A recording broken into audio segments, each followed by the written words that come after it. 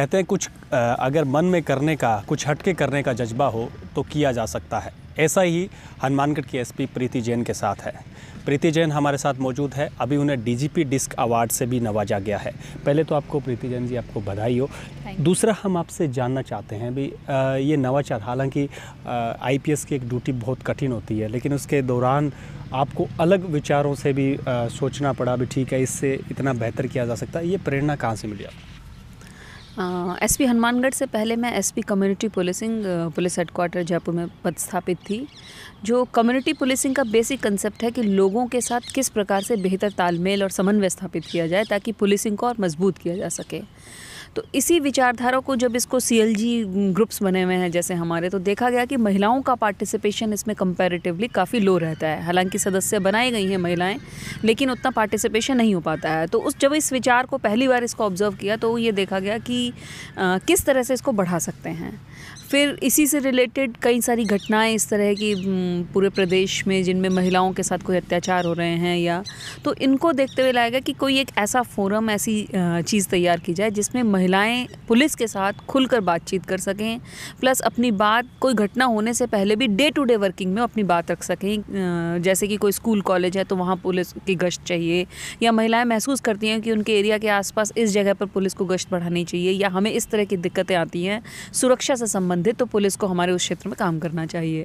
तो इसी विचारधारा को आगे लेकर और सीएलजी के कॉन्सेप्ट के साथ कि लोगों के साथ समन्वय किस प्रकार से बढ़ाया जाए, तो वही महिलाओं के साथ समन्वय किस प्रकार से बढ़ाया जाए, इस सोच के साथ जब हम आगे बढ़े तो सुरक्षा सखी की अवधारणा दिमाग में आई कि जहां महिलाओं की मीटिंग हो पुलिस के साथ, सरकार के दूसरे डिपार्टमेंट भी जिसमें सामाजिक कल्याण विभाग है, चिकित्सा विभाग है, अन्य विभागों में और भी जो महिला कर्मचारी कार्यरत हैं और एनजीओ जो अलग अलग क्षेत्रों में कार्यरत हैं, उनके सहयोग से महिलाओं की एक मीटिंग की जाए, रूटीन में की जाए जिस तरह से सीएलजी की मीटिंग की जाती है, और उसमें महिलाओं से अपने क्षेत्र की सुरक्षा संबंधी आवश्यकताओं के बारे में चर्चा की जाए। और साथ ही साथ उनको जो कानून है, किस प्रकार से एफआईआर दर्ज करवाई जाती है, किस प्रकार के कानून महिलाओं की सुरक्षा के लिए और महिलाओं के साथ जो परिवार में भी अत्याचार होते हैं उनके विरुद्ध किस प्रकार के कानूनी प्रावधान किए गए हैं, उनके बारे में अवेयर किया जा सके। तो इसी विचारधारा के सुरक्षा सखी की अवधारणा को क्रिएट किया गया। और एक चीज़ जो इसमें विशेष रूप से रखी गई कि सीएलजी में हमारे सदस्य सीमित होते हैं जिन्हें पहले ही नामित कर लेते हैं, तो हमने ये विशेष रूप से ध्यान रखा कि सुरक्षा सखी में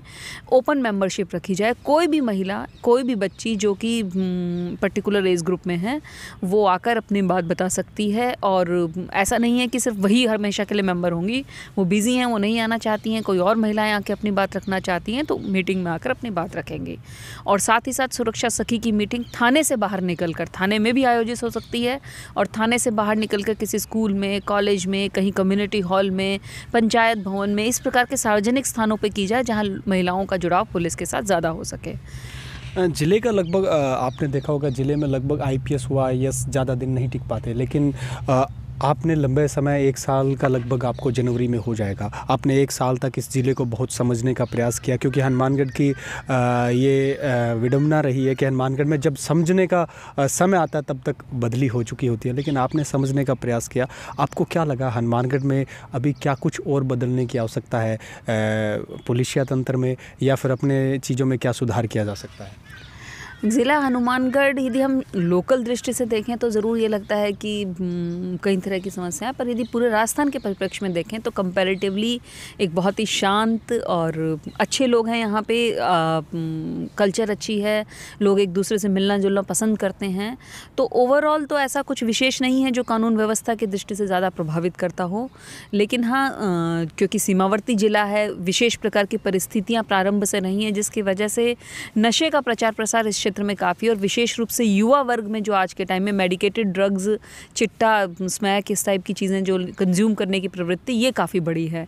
कई बार ऐसे केसेस आए हैं जिसमें 20-22 साल के एकदम नौजवान बच्चे जो अच्छी खासी शिक्षा प्राप्त कर चुके हैं, और उनकी स्थिति ये होती है, पकड़ने के बाद पता लगता है कि जो इनका अभी नशे का सेवन करने का तरीका है उससे वो ज़्यादा समय तक जीवित भी नहीं रह पाएंगे। तो उस नशे की प्रवृत्ति को देखकर ज़रूर लगता है कि इस क्षेत्र के लोगों को सचमुच अब मिलजुल कर जागरूक होने की आवश्यकता है, और आने वाले समय में चाहे इसको हम अभियान के रूप में चलाएं, सामाजिक स्तर पर प्रत्येक कार्यक्रम में हम इस पर बातचीत करें, बच्चों को अवेयर करें, युवा वर्ग को अवेयर करें कि नशा, और साथ ही साथ परिवार के अन्य लोगों को भी अवेयर करें कि यदि जो बच्चे या युवा हैं नशे की तरफ बढ़ रहे हैं तो शुरुआती स्टेज में ही उनको रोका जाना कितना ज़रूरी है। जैसे साइबर सेल के यहाँ पे लैब स्थापित की गई, उद्घाटन हुआ। एक साइबर अगर आपने बात करें तो अपराध बहुत ज़्यादा बड़ा है। आपने एक अच्छा प्रयास किया, लैब की स्थापना हुई और अभी उम्मीदें जगी हैं भी। साइबर के जितने भी मामले हैं वो हनुमानगढ़ में अब खुलने भी लगे हैं। काफ़ी ऐसे मामले, बड़े मामले खुले भी हैं। तो साइबर को लेकर आप लगातार सोशल मीडिया पे अवेयर करते रही हैं। साइबर को लेकर भविष्य क्या देखती हैं? साइबर क्राइम ना केवल हनुमानगढ़ बल्कि पूरे भारत में, पूरे विश्व में, जैसा हम जानते हैं, लगातार बढ़ता जा रहा है। आवश्यकता इसी प्रकार की, हमें फिर वापस से अपने आप पर थोड़ा सा डिसिप्लिन कायम करना होगा। जनरली लोग लालच देते हैं कि आप ये OTP नंबर बता दो, आपको ये सुविधा प्राप्त हो जाएगी, या किसी प्रकार के प्रलोभन देके कि आप इस तरीके की गतिविधियाँ करो, वापस आपको कुछ। तो ये मान के चलिए कि यदि कोई अनजान व्यक्ति दूर बैठा है और आपके साथ इस प्रकार के व्यवहार में लिप्त है तो निश्चित रूप से कहीं ना कहीं वो आपको मिसयूज़ करने की या आपको एक्सटॉर्ट करने की कोशिश करेगा। तो विशेष रूप से अवेयर रहें। एक तो अपनी पर्सनल जानकारी किसी से शेयर नहीं करें, और दूसरा सोशल मीडिया के माध्यम से या किसी अन्य माध्यम से किसी के साथ भी ऐसे व्यक्तिगत रूप से इन्वॉल्व नहीं हों जिसमें कि बाद में व्यक्ति आपको मिसयूज़ कर सके, आपको एक्सटॉर्ट करने की कार्रवाई कर सके। जितना हम शॉर्ट शब्दों में आप अपील क्या करना चाहेंगे हनुमानगढ़ की जनता के लिए, एक IPS होने के नाते?